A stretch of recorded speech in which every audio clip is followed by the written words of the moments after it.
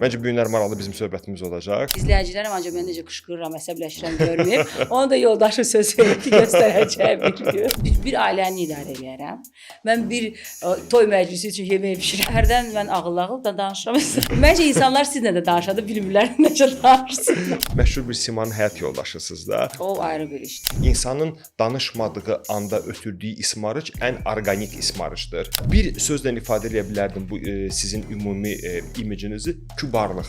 Sənin beynində bir mesaj uyanır ki, mən bu adamla söhbət eləmək istəyirəm. Kadrın arxasındakı olan bir insan var da.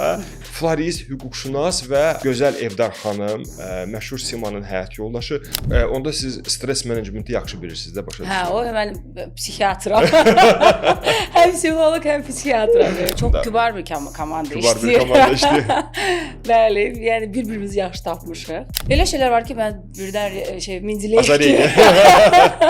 Birdən şey eləyirəm ki, mən falan şey istəyirəm. Hətta bir qadın helağının şəklini ya da videosunun altına girib Ağzıma gələn ağzıma yazmalı gələn deyilsən. yazmalı deyilsən.